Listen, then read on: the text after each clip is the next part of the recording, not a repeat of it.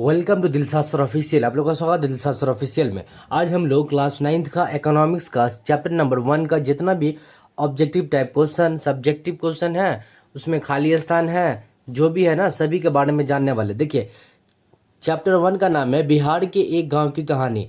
लेकिन इसको जानने से पहले अगर आप लोग इससे पहले वाला वीडियो जिसमें हम लोग ज्योग्राफी पूरा खत्म कर चुके हैं, ज्योग्राफी का पूरा क्वेश्चन आंसर कर चुके हैं, हिस्ट्री का पूरा क्वेश्चन आंसर कर चुके हैं, तो अगर आप लोग उसको नहीं देखे तो डिस्क्रिप्शन बॉक्स एवं प्ले लिस्ट दोनों बना हुआ है, ठीक है। डिस्क्रिप्शन बॉक्स में भी मिल जाएगा आपको, और प्ले लिस्ट इसका बना हुआ है, हिस्ट्री का अलग और ज्योग्राफी का अलग, वहाँ से आप जाकर के देख सकते हैं, ठीक है।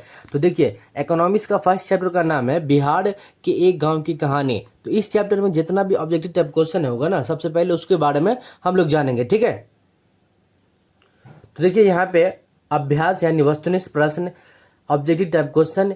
लेकिन इसको जानने से पहले अगर आप लोग इस चैनल पर नए हैं तो चैनल को जरूर सब्सक्राइब कर ले और बेल आइकन को दबा ले, ताकि आने वाले वीडियो का नोटिफिकेशन आप तक सबसे पहले पहुंचे। तो आइए सबसे पहले हम लोग वस्तुनिष्ठ प्रश्न से स्टार्ट करते हैं। पहला क्वेश्चन है कि उत्पादन के प्रमुख साधन है। तो देखिए, उत्पादन के 5 साधन है, ठीक है। उत्पादन के जो है ना 5 साधन है। दूसरा क्वेश्चन है कि उत्पादन का अर्थ होता है उपयोगिता का सृजन करना। उपयोगिता का सृजन करना ऑप्शन नंबर ख हो जाएगा, ठीक है। उसके बाद उत्पादन का निष्क्रिय साधन है। तो उस उत्पादन का जो है ना निष्क्रिय साधन जो है ना भूमि है, ठीक है। उसके बाद चौथा नंबर क्वेश्चन है कि निम्नलिखित में से भूमि की विशेषता कौन सी है। तो निम्नलिखित में से भूमि की विशेषता जो है ना वह नाशवान है, ठीक है। वह नाशवान है, ये जो है ना एक ऑप्शन नंबर का हो जाएगा इसका आंसर। उसके बाद पांचवा नंबर क्वेश्चन है कि अर्थव्यवस्था मतलब अर्थशास्त्र में भूमि का तात्पर्य है। कहने का अर्थ है कि अर्थशास्त्र में जो है ना भूमि का क्या तात्पर्य है। तो प्रकृति प्रदत्त सभी निःशुल्क वस्तु जो है ना, ये इसका अर्थशास्त्र का तात्पर्य है, ठीक है। उसके बाद 6 नंबर क्वेश्चन देखिए कि निम्नलिखित में से कौन सा उत्पादक है। तो निम्नलिखित में से जो है ना ऑप्शन नंबर का हो जाएगा बढ़ई जो है ना ये उत्पादक है। उसके बाद 7वां नंबर क्वेश्चन देखिए कि उत्पादन का साधन है। तो उत्पादन का साधन इसमें क्या है, श्रम है, ठीक है। ये उत्पादन का साधन में आता है, ठीक है। जिसमें 5 साधन होता है उत्पादन के, उसमें श्रम भी आता है। उसके बाद 8वां नंबर क्वेश्चन देखिए, निम्नलिखित में से कौन सा उत्पादन का साधन नहीं है। तो उत्पादन का साधन जो है ना उपभोग नहीं है, ऑप्शन नंबर घ हो जाएगा इसका आंसर, ठीक है। 9th नंबर क्वेश्चन देखिए कि निम्नलिखित में से कौन पूंजी है। कहने का अर्थ है कि निम्नलिखित में से कौन पूंजी है। तो आंसर मिल जाएगा कि किसान का हल जो है ना ये पूंजी है, ठीक है। किसान का जो हल होता है ये पूंजी का काम करता है। उसके बाद 10th नंबर यानी कि 10 नंबर क्वेश्चन में जो व्यक्ति व्यवसाय में जोखिम वहन करता है उसे कहता है, यानी कि जो ना जो व्यक्ति व्यवसाय यानी बिजनेस में जोखिम लेता है उसे क्या कहते हैं। तो साही कहते हैं, साहसी कहते हैं। क्या बोलते हैं, साहसी। ऑप्शन नंबर ग हो जाएगा, ठीक है।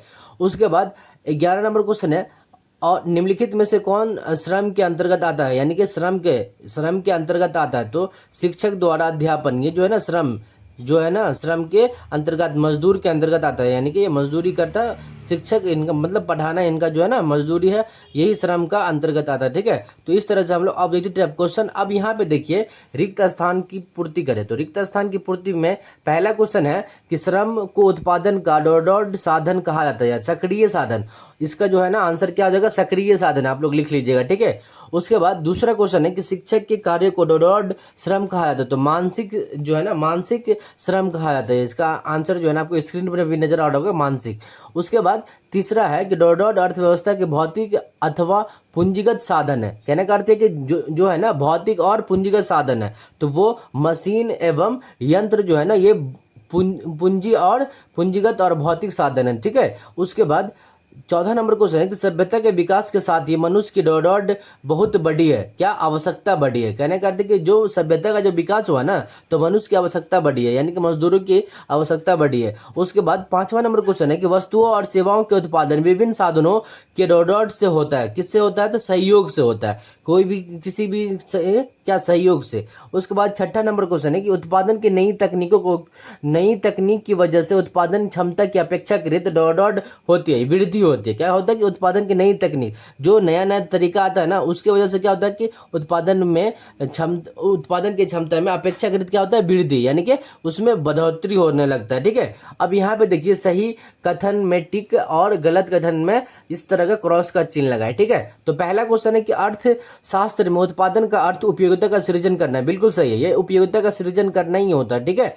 उसके बाद इसका आंसर हो जाएगा सही। उसके बाद दूसरा क्वेश्चन है कि किसान के कार्य को मानसिक श्रम कहा जाता है। नो, किसान के कार्य को मानसिक श्रम नहीं, शिक्षक के कार्य को मानसिक श्रम कहा जाता है, तो इसका गलत हो जाएगा, ठीक है। उसके बाद अर्थशास्त्र के प्रमुख तत्व प्राकृतिक संसाधन एवं भौतिक साधन है। बिल्कुल ये इंपॉर्टेंट है, ये जो है ना ये सही हो जाएगा। इसका आंसर जो है ना ये सही हो जाएगा कि अर्थशास्त्र में जो है ना प्राकृतिक तथा भौतिक साधन जो है होता है। उसके बाद चौथा क्वेश्चन है कि ब्रिटेन की आर्थिक व्यवस्था विकसित है। कहने का अर्थ है कि ब्रिटेन जो है ना, इंग्लैंड जो है ना, उसका आर्थिक व्यवस्था विकसित है। बिल्कुल उसका जो है ना व्यावसायिक व्यवस्था बहुत मतलब डेवलपमेंट है, ठीक है। उसके बाद पांचवा नंबर क्वेश्चन है कि भारतीय अर्थव्यवस्था एक मिश्रित अर्थव्यवस्था नहीं है। बिल्कुल है, भारतीय अर्थव्यवस्था एक मिश्रित अर्थव्यवस्था है, लेकिन यहाँ पे बोला नहीं है, तो ये गलत हो जाएगा, ठीक है। तो इस तरह से सही गलत भी देख लिए। अब यहाँ पे कुछ मिलान चिन्ह भी दिया हुआ है, देखिए यहाँ पे मिलान चिन्ह, तो यहाँ पे मिलान कर लेते हैं। देखिए पहला है कि भूमि का पारिश्रमिक, तो भूमि का जो पारिश्रमिक जो है ना वो लगान से होगा, यानी कि उसको जो है ना लगान से आप लोग मिला लीजिएगा। उसके बाद श्रम का पारिश्रमिक, तो श्रम का जो है ना वो मजदूरी से होगा, किससे? मजदूरी से। उसके बाद पूंजी का पारिश्रमिक, तो ये ब्याज से होगा, यानी कि ये इंटरेस्ट से होगा, ठीक है। उसके बाद चौथा है कि व्यवस्थापक का पारिश्रमिक, तो ये वेतन से होगा, क्या होगा? वेतन, सैलरी से होगा। उसके बाद साहसी का पारिश्रमिक, तो ये लाभ से होगा, ठीक है। इससे क्या होता है कि लाभ कमाता है, ठीक है। अब यहाँ पे देखिए लघु उत्तरीय प्रश्न, यहाँ पे 6 लघु उत्तरीय प्रश्न दिया हुआ है। पहला क्वेश्चन है कि उत्पादन से आप क्या समझते हैं? उत्पादन से इंपॉर्टेंट क्वेश्चन है, मोस्ट इंपॉर्टेंट क्वेश्चन है ये, ठीक है। तो देखिए लघु उत्तरीय का पहला क्वेश्चन क्या है कि उत्पादन से आप क्या समझते हैं? इंपॉर्टेंट क्वेश्चन है ये। तो आंसर मिलेगा कि वस्तुओं एवं सेवाओं के निर्माण की प्रक्रिया को ही उत्पादन कहते हैं। कहने का अर्थ है कि वस्तु और सेवा का जो निर्माण करते हैं ना, उसी प्रक्रिया को हम क्या बोलेंगे? उत्पादन कहते हैं, ठीक है। दूसरा क्वेश्चन देखिए, उत्पादन तथा उपभोग में क्या अंतर है? ये भी इंपॉर्टेंट क्वेश्चन है, आपको बुक में भी यही क्वेश्चन है। दूसरा, उत्पादन तथा उपभोग में क्या अंतर है? तो आंसर में लिखेगा कि उत्पादन का पहले कि वस्तुओं एवं सेवाओं के निर्माण की प्रक्रिया को उत्पादन कहते हैं, और उपभोग निर्मित वस्तुओं एवं सेवाओं का उपयोग करना उपभोग कहलाता है। कहने का अर्थ है कि जिसमें हम लोग वस्तु से और सेवा का जो निर्माण की प्रक्रिया करते हैं ना, उसको उत्पादन, और निर्मित वस्तु एवं सेवाओं का जो उपयोग करते हैं उसी को हम उपभोग बोलेंगे, ठीक है। तो ये दूसरा का आंसर हो गया, आप चाहे तो इसका स्क्रीनशॉट भी ले सकते हैं। उसके बाद तीसरा का देखिए, तीसरा क्वेश्चन का आंसर देखिए। तीसरा क्वेश्चन क्या कह रहा है कि उत्पादन के विभिन्न साधन कौन कौन से हैं? तो उत्पादन के विभिन्न साधन के 5 साधन है। उत्पादन के जो है ना प्रमुख 5 साधन है। पहला है भूमि, यानी कि कोई पहले तो जमीन होना चाहिए। दूसरा श्रम, यानी मजदूर होना चाहिए। पूंजी होना चाहिए। तीसरा पूंजी, यानी कि पैसा होना चाहिए। चौथा व्यवस्था या संगठन, ठीक है, यानी कि अच्छा व्यवस्था होना चाहिए, ठीक है। उसके बाद पांचवा उद्यम, यानी कि मशीन वगैरह होना चाहिए। तो कहने का अर्थ है कि पहले भूमि, बिना भूमि का हम लोग तो कोई खेती नहीं कर पाएंगे। तो ये जो है ना भूमि, श्रम, पूंजी, व्यवस्था या संगठन, उद्यम, ये जो है ना कि उत्पादन के 5 प्रमुख साधन है। इंपॉर्टेंट क्वेश्चन है, ठीक है। उसके बाद चौथा नंबर क्वेश्चन देखिए यहाँ पे, ये भी इंपॉर्टेंट क्वेश्चन है कि फतेहपुर गांव के लोगों का मुख्य पेशा क्या था? तो देखिए फतेहपुर गांव के लोगों का जो है ना फतेहपुर गांव के अधिकांश लोगों का मुख्य पेशा कृषि यानी खेती करना था। यहाँ के लोगों का आर्थिक जीवन कृषि पर ही निर्भर था। कहने का अर्थ है कि फतेहपुर गांव का जो ना अधिकांश लोग क्या करते थे कि कृषि यानी खेती करते थे। यहाँ के लोगों का आर्थिक जीवन अधिकतर जो है ना कृषि पर ही निर्भर था, ठीक है। तो इस तरह से आप लोग इसका आंसर लिख लीजिएगा। देखिए पांचवा क्वेश्चन है कि भूमि तथा पूंजी में एक अंतर करें, यानी कि भूमि और पूंजी में अंतर क्या है ये बताइए। तो पहले भूमि जो है, भूमि एक प्राकृतिक संसाधन है, ये नेचुरल रिसोर्स है। कहने का अर्थ है कि भूमि जो है ना एक प्राकृतिक संसाधन है। दूसरा पूंजी, पूंजी को जो है ना आप लोग इस तरह लिखेगा कि मनुष्य द्वारा निर्मित साधन जैसे मशीन, औजार, भवन, धन, जिसका उपयोग उत्पादन में किया जाता है वो पूंजी कहलाता है। कहने का अर्थ है कि मनुष्य द्वारा जो निर्मित साधन होता है ना, जिसका उपयोग हम लोग उत्पादन में करते हैं, उसी को हम पूंजी कहते हैं, ठीक है। तो इस तरह से भूमि और पूंजी में अंतर आप लोग लिख सकते हैं। चाहे तो आप इसका स्क्रीनशॉट भी ले सकते हैं, अपने नोटबुक में लिख सकते हैं, ठीक है। उसके बाद छठा नंबर क्वेश्चन देखिए, 6 नंबर क्वेश्चन कि क्या संचित क्षेत्र को बढ़ाना महत्वपूर्ण है, क्यों?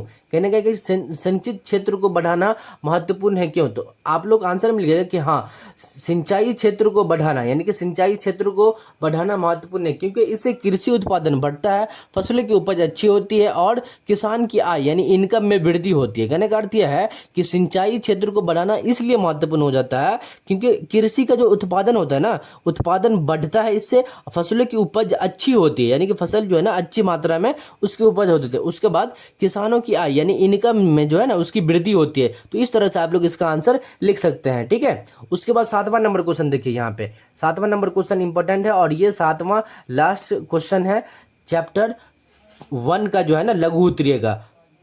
7वां नंबर क्वेश्चन के उत्पादन में पूंजी का क्या महत्व है। तो आंसर मिल गया कि पूंजी की सहायता से मशीन, औजार, कच्चा माल आदि खरीदे जाते हैं, जिससे उत्पादन सरल तेज और अधिक मात्रा में होते हैं। कहने का अर्थ यह है कि उत्पादन में पूंजी का क्या महत्व है। तो पूंजी की सहायता से जो है ना हम लोग मशीन खरीदते हैं, औजार खरीदते हैं, कच्चा माल खरीदते हैं, जिससे क्या होता है कि हमको जो उत्पादन करने में जो है ना सहायता मिलता है और वो तेजी से हो पाता है। जो काम हम हाथ से करते हैं और वो मशीन से होता है तो वो तेजी से, जहाँ पे हम लोग हाथ से 10 मिनट में करते हैं वहाँ मशीन 1 मिनट में कर देता है। तो वही कह रहा है कि उत्पादन में पूंजी का क्या महत्व है। तो इस तरह से आप लोग लिख लीजिएगा, पूंजी की सहायता से मशीन, औजार, कच्चा माल आदि खरीदे जाते हैं, जिससे उत्पादन सरल और तेजी अधिक मात्रा में होती है। तो इस तरह से हम लोग चैप्टर 1 का लघु उत्तरीय का 1 से 7 क्वेश्चन तक आंसर जान लिया। अब हम लोग दीर्घ उत्तरीय प्रश्न के बारे में जानेंगे।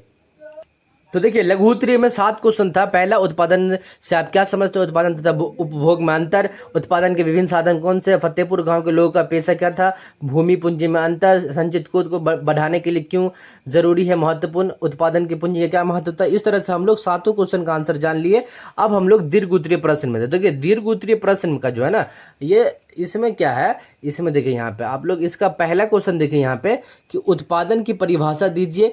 जो उत्पादन की परिभाषा दीजिए, उत्पादन के कौन कौन से साधन है व्याख्या करें। तो देखिए उत्पादन की जो परिभाषा में आप लोग लिखिएगा इस तरह से। देखिए इसका आंसर जो है ना आपको स्क्रीन पर नजर आ रहा होगा, आप लोग यहाँ से इसका चाहे तो स्क्रीनशॉट भी लिख सकते हैं, अपने नोटबुक फेयर में लिख सकते हैं, ठीक है। पहला क्वेश्चन का। दूसरा क्वेश्चन है कि उत्पादन के साधनों में संगठन एवं साहसी की भूमिका का वर्णन करें। ये भी इंपोर्टेंट क्वेश्चन है कि इसका जो है ना ये संगठन और साहसी की भूमिका का वर्णन करें, ठीक है। तो आपको इसका स्क्रीन पर नजर आ रहा होगा, चाहे तो आप इसका स्क्रीनशॉट में ले सकते हैं, नोटबुक फेयर में लिख सकते हैं, ठीक है। उसके बाद तीसरा नंबर क्वेश्चन है कि फतेहपुर गांव में कृषि कार्यों पर एक संक्षिप्त टिप्पणी लिखे। यानी कि फतेहपुर जो गांव है इस चैप्टर में ओनली फॉर फतेहपुर गांव के बारे में ही बताया गया है, ठीक है। फतेहपुर गांव में कृषि कार्य का एक संक्षिप्त टिप्पणी लिखे। तो आपको इसका स्क्रीन पर नजर आ रहा होगा आंसर, ठीक है। चाहे तो आप लोग इसका स्क्रीनशॉट भी ले सकते हैं, नोटबुक फेयर में लिख सकते हैं, ठीक है। उसके बाद चौथा नंबर क्वेश्चन है कि मझोले एवं बड़े किसान कृषि से कैसे पूंजी प्राप्त करते हैं, वे छोटे किसान से कैसे भिन्न है, यानी कि अलग है। कहने का अर्थ है कि मझोले एवं बड़े किसान कृषि से कैसे पूंजी प्राप्त करते हैं, वे छोटे किसानों से कैसे भिन्न है, यानी अलग है। तो आपको इसका स्क्रीन पर नजर आ रहा होगा आंसर, चाहे तो आप इसका स्क्रीनशॉट भी लिख सकते हैं, अपने नोटबुक फेयर में लिख सकते हैं। तो इस तरह से हम लोग क्लास 9th का